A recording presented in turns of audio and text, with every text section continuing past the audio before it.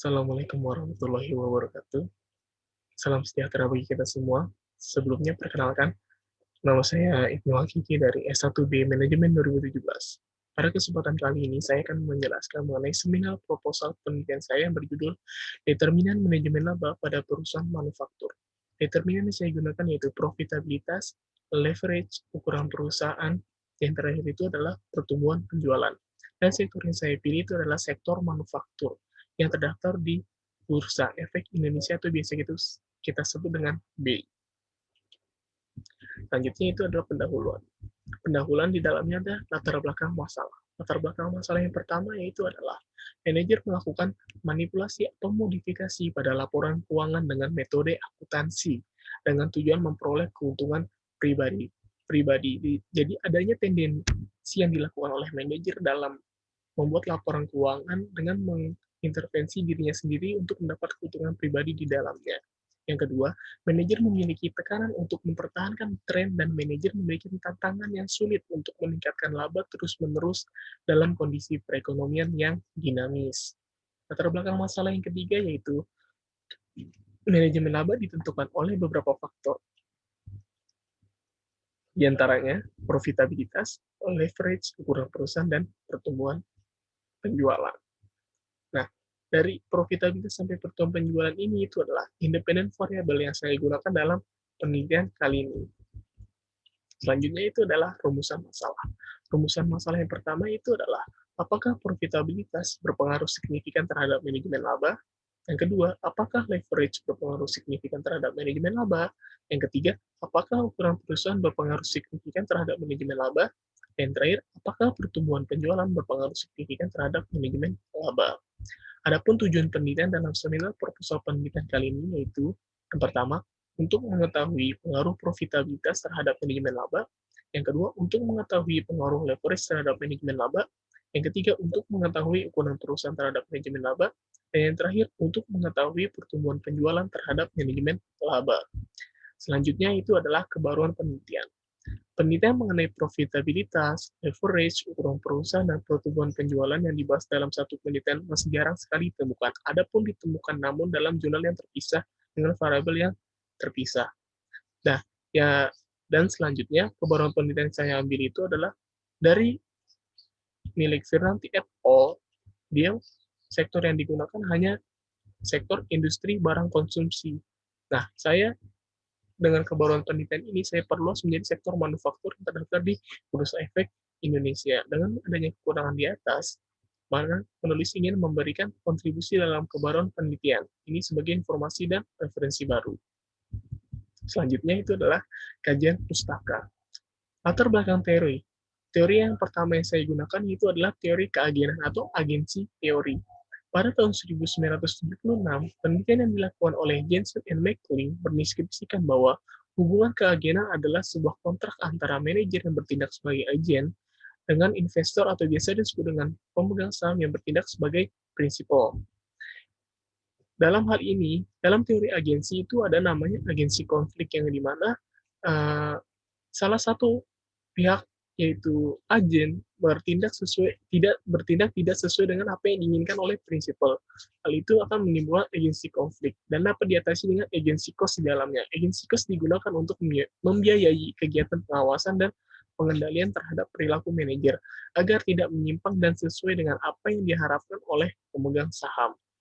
Menurut Jensen and McLean tahun 1976, biaya agensi meliputi biaya pengawasan atau biasa disebut dengan monitoring cost, biaya ikatan bonding cost, dan biaya sisa, yaitu residual cost. Eisenhardt tahun 1989 menyatakan 3 asumsi sifat dasar manusia untuk menjelaskan teori agensi, diantaranya 1. Manusia pada umumnya mendahulukan kepentingan dirinya sendiri atau self-interest.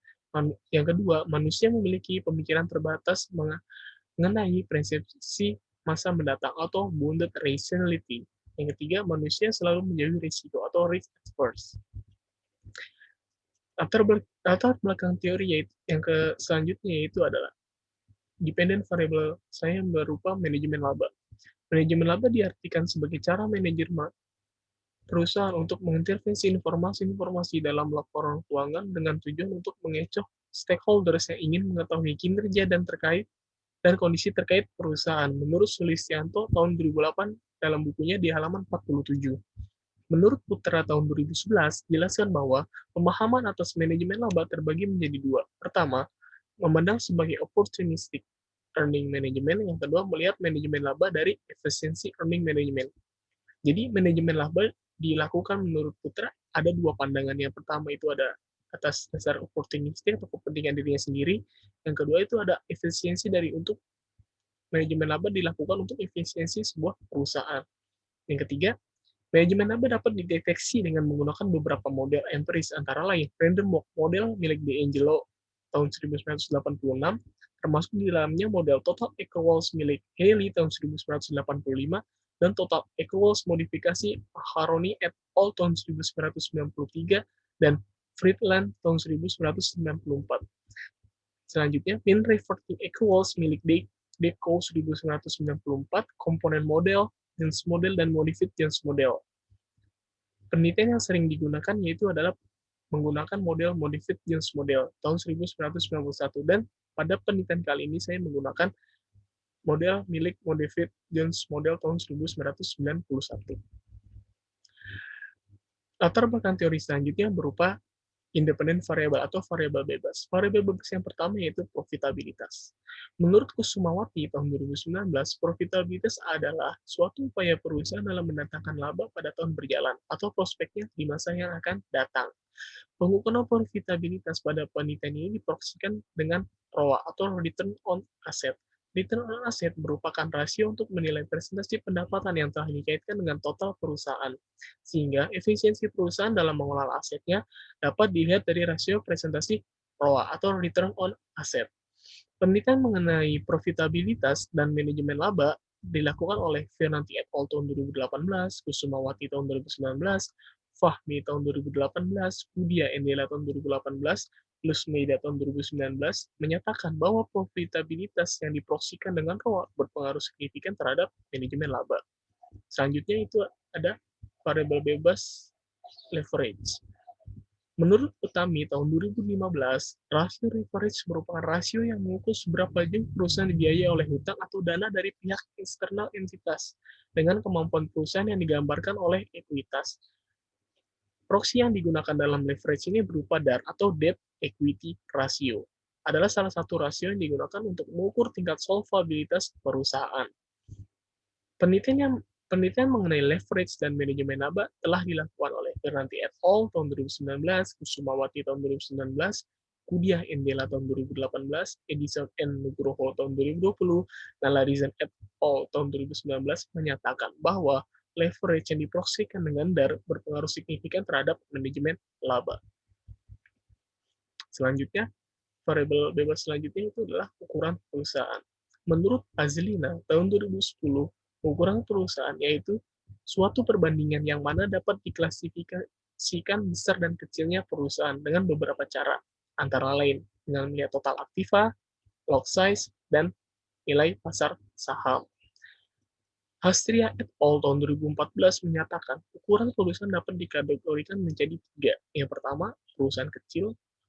Yang kedua, perusahaan medium. Dan yang ketiga, perusahaan besar. Penelitian mengenai ukuran perusahaan atau firm size dan manajemen laba telah dilakukan oleh Kusumawati tahun 2019, Dang et al. Tahun 2017, Hapsari and Kurnia tahun 2016, Nalarizan et al. Tahun 2019 menyatakan bahwa ukuran perusahaan berpengaruh signifikan terhadap manajemen laba. Variabel bebas selanjutnya itu adalah pertumbuhan penjualan.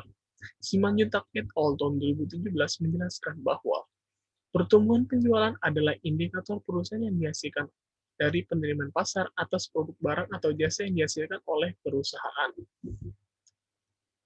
Yang selanjutnya, menurut Astari dan Suryanawa tahun 2017, perusahaan yang mempunyai tingkat pertumbuhan penjualan yang tinggi akan mendorong motivasi dalam melakukan manajemen laba dalam laporan keuangannya.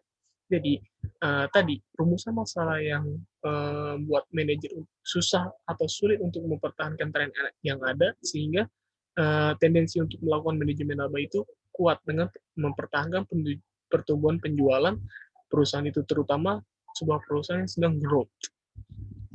Selanjutnya itu adalah penelitian terdahulu. Penelitian terdahulu yang pertama yaitu adalah Firlanti et al. Tahun 2018 menyatakan bahwa profitabilitas berpengaruh signifikan terhadap manajemen laba. Penelitian terdahulu yang kedua yaitu Kusumawati tahun 2019 menyatakan bahwa leverage berpengaruh signifikan terhadap manajemen laba. Yang ketiga, Nalarizan et al. Tahun 2019, ukuran perusahaan berpengaruh signifikan terhadap manajemen laba. Yang terakhir, Edison and Nugroho tahun 2020, pertumbuhan penjualan berpengaruh signifikan terhadap manajemen laba. Selanjutnya kita masuk ke model penelitian. Bisa dilihat di sebelah kiri merupakan variabel X atau biasa kita sebut dengan variabel bebas atau variabel independen. Sebelah kanan merupakan variabel Y yang biasa disebut dengan variabel dependent atau variabel terikat. Variabel bebas di sini saya ada ROA, leverage, ukuran perusahaan, dan pertumbuhan penjualan, atau biasa disebut H1, H2, H3, H4, hipotesis, yang berpengaruh secara langsung terhadap manajemen laba. Dan hipotesis yang diharapkan dalam penelitian ini, atau hasil yang diharapkan dalam penelitian ini, itu adalah yang pertama, return on asset atau ROA berpengaruh positif signifikan terhadap manajemen laba. Yang hipotesis 2, leverage berpengaruh positif signifikan terhadap manajemen laba. Hipotesis 3, ukuran perusahaan berpengaruh positif signifikan terhadap manajemen laba. Dan hipotesis 4, pertumbuhan penjualan berpengaruh positif signifikan terhadap manajemen laba. Selanjutnya masuk ke metode penelitian. Metode penelitian yang pertama itu ada waktu dan tempat penelitian. Penelitian ini dilakukan pada perusahaan sektor manufaktur yang terdaftar pada Bursa Efek Indonesia atau B periode tahun 2017 sampai 2019 atau 3 tahun.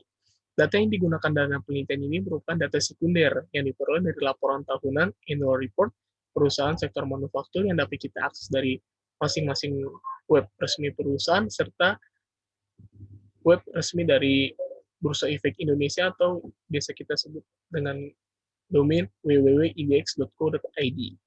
Selanjutnya ada pendekatan penelitian. Pendekatan penelitian yang digunakan dalam penelitian ini adalah pendekatan kuantitatif, yang mana penelitian ini yang menekankan pada pengujian teori-teori melalui pengukuran variabel-variabel penelitian dalam suatu skala numerik atau angka akan digambarkan dengan angka dan akan dijelaskan oleh peneliti nantinya. Metode penelitian yang digunakan ialah metode kausalitas atau sebab akibat, yaitu untuk membuktikan hubungan sebab dan akibat dari beberapa variabel. Sebab akibat yang diakibatkan oleh variabel independen dengan variabel dependen nantinya. Populasi dan sampel yang sebagai screening dalam penelitian kali ini. Yang pertama, perusahaan manufaktur yang terdaftar di Bursa Efek Indonesia periode 2017 sampai 2019 berjumlah 185 perusahaan. Perusahaan manufaktur yang IPO (Initial Public Offering) setelah tahun 2017 berjumlah 29 perusahaan. Perusahaan manufaktur yang tidak mengeluarkan laporan keuangan per 31 Desember selama 3 tahun berturut-turut pada periode 2017 sampai 2019 berjumlah 18 perusahaan. Perusahaan manufaktur yang tidak menggunakan mata uang rupiah dalam laporan keuangannya berjumlah 29 perusahaan, dan perusahaan manufaktur dengan laporan tahunan yang tidak menyediakan data dan informasi lengkap terkait variabel berjumlah 0 perusahaan. Total yang sampel yang digunakan dalam penelitian ini yaitu 109 perusahaan dengan jumlah observasi jumlah 3 tahun menjadi 327 perusahaan yang akan diteliti nantinya. Berikut adalah penyusunan instrumen dari penelitian ini, variabel terikat, yaitu manajemen laba. Manajemen laba itu dihitung menggunakan 4 tahap, dengan hasil akhir yaitu discretionary accruals, yang nantinya nilai discretionary accruals ini akan digunakan untuk meregresi atau meregresi dengan variabel independen, yaitu berupa ROA, leverage, ukuran perusahaan, pertumbuhan penjualan. ROA dirumuskan dengan total aset dibagi dengan total ekuitas, leverage dirumuskan dengan DAR, yaitu total hutang dibagi dengan total ekuitas, ukuran perusahaan dilihat dari seberapa besar perusahaan dilihat dari total asetnya, log natural total aset, dan terakhir itu pertumbuhan penjualan, yang mana jumlah penjualan pada tahun tersebut dikurangi jumlah penjualan tahun sebelumnya dibagi jumlah penjualan tahun sebelumnya. Yang selanjutnya itu adalah metode analisis dalam penelitian kali ini. Yang pertama itu adalah statistik deskriptif. Statistik deskriptif adalah berupa angka yang dilihat menjadi gambaran berupa mean, median, standar deviasi, dan nilai maksimum dan minimum dalam penelitian kali ini. Yang kedua itu adalah regresi data panel. Regresi data panel berupa gabungan antara cross-section dan time series di dalamnya. Dan selanjutnya adalah model estimasi. Yang pertama kita menguji Chow. Uji Chow itu adalah uji yang dilakukan apabila uji Chow atau uji F ini menunjukkan angka signifikansi lebih dari 0,05, maka HO diterima, atau kita menggunakan common effect model.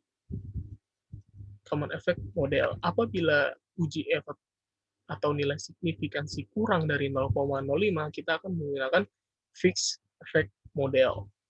Apabila uji Chow ini menunjukkan angka kurang dari 0,05, kita akan melanjutkan uji selanjutnya, yaitu uji Hausman. Dalam uji Hausman, kita melihat apakah nilai signifikansi atau p-value dalam uji Hausman kali ini lebih dari 0,05 atau kurang dari 0,05.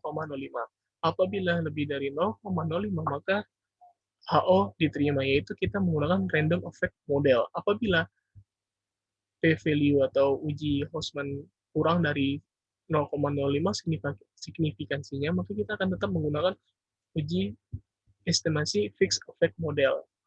Seperti itu. Apabila lebih dari uji Hausman lebih dari 0,05, kita akan menggunakan random effect model.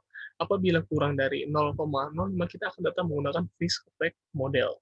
Selanjutnya itu ada uji asumsi klasik. Yang pertama itu ada uji normalitas. Uji normalitas itu untuk melihat apakah data kita berdistribusi secara normal di dalamnya. Yang kedua itu ada uji multikolinearitas. Uji ini digunakan untuk melihat ada korelasi antara independent variable dengan dependent variable di dalamnya. Yang ketiga ada uji heteroskedastisitas. Dalam uji heteroskedastisitas ini untuk melihat adakah data yang heteroskedastisitas, karena data yang baik itu adalah merupakan data yang homoskedastisitas, tidak mengandung heteroskedastisitas. Yang keempat, yang selanjutnya itu ada autokorelasi. Autokorelasi untuk melihat adakah korelasi antara cross section dengan time series yang kita lakukan di dalamnya. Itu. Dan yang terakhir itu adalah uji hipotesis. Uji hipotesis atau uji signifikansi T, apabila dia lebih dari 0,05, maka hipotesis kita itu ditolak atau tidak diterima. Nah, apabila uji hipotesis atau uji T kita kurang dari 0,05, maka hipotesis kita diterima atau signifikan di dalamnya. Berikut seminar proposal penelitian yang dapat saya sampaikan. Kurang lebihnya mohon maaf. Wassalamualaikum warahmatullahi wabarakatuh. Terima kasih atas perhatiannya. Selamat siang dan salam sejahtera bagi kita semua.